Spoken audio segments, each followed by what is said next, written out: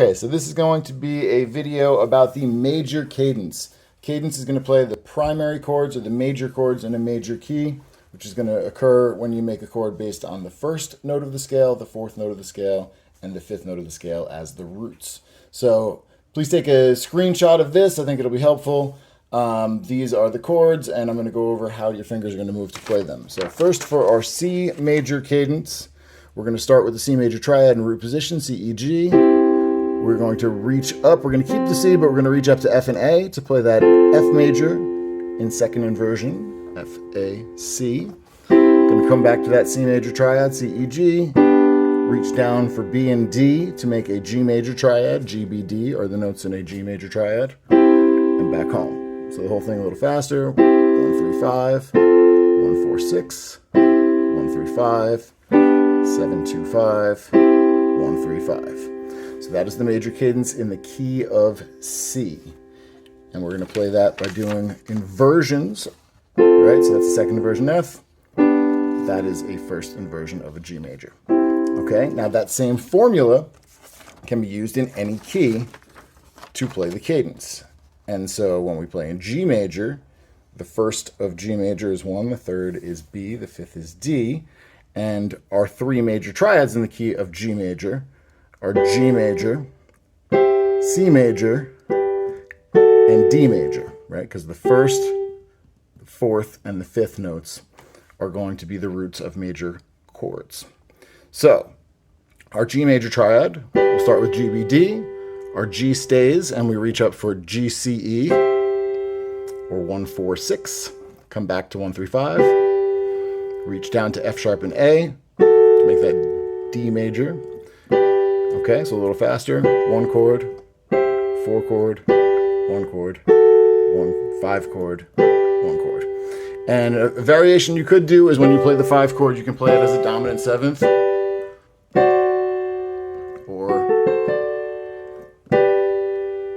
All right. So, and we're doing that because instead of jumping to those chords, which is not really efficient, and you could hit the wrong notes if you do that, you could do this with your eyes closed. And it's going to get you in the habit of reaching to the chord in the most efficient manner, not jumping all over the place, which will serve you well when the chords get more complicated. So, at the end of each scale is usually when I have my students do this. So if you played a C major scale, I usually have people do a 2-octave scale.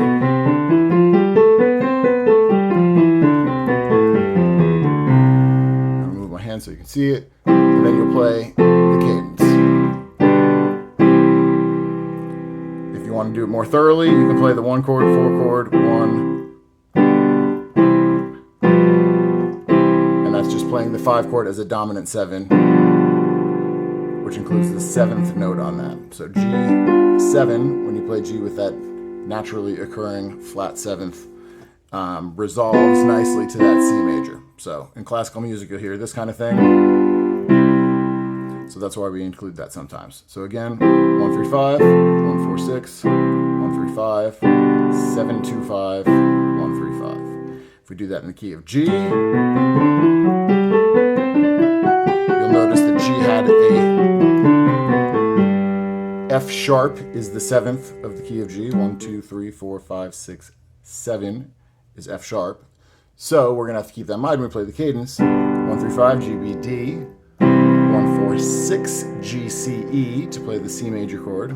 1, 3, 5 for G, B, D, first, third, and fifth notes of the scale. We're going to have to remember that F sharp when we play the 7th, the 2nd, and the 5th to make that D major chord. So a little faster. G, B, D, G, C, E, G, B, D, F sharp, A, D, G. And if we wanted to play it with a dominant in it,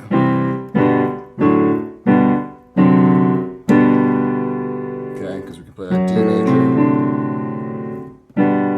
Okay, so that's the C major and the G major cadence. And if you follow that formula of 1, 3, 5, 1, 4, 6, return to 1, 3, 5, reach down to 7, 2, 5, and finish on 1, 3, 5, then that will allow you to figure out your cadences in every key. So I like to have my students play everything around the circle of fifths so that we don't develop weaknesses in any keys.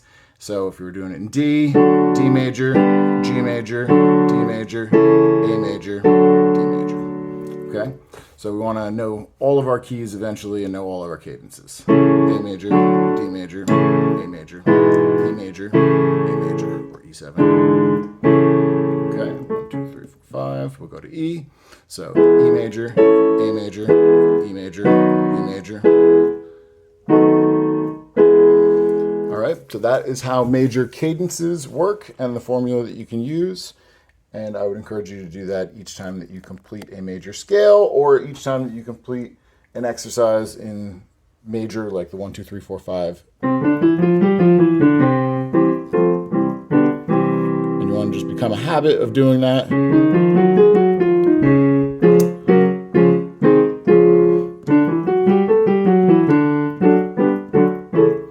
So that you have all this stuff memorized and it just occurs naturally in your fingers, and then everything that you do as we develop our musical skills will come easier because you're going to have such good habits and your fingers are just going to naturally move from these chords that are going to come up all the time in the most efficient manner possible. Good habits.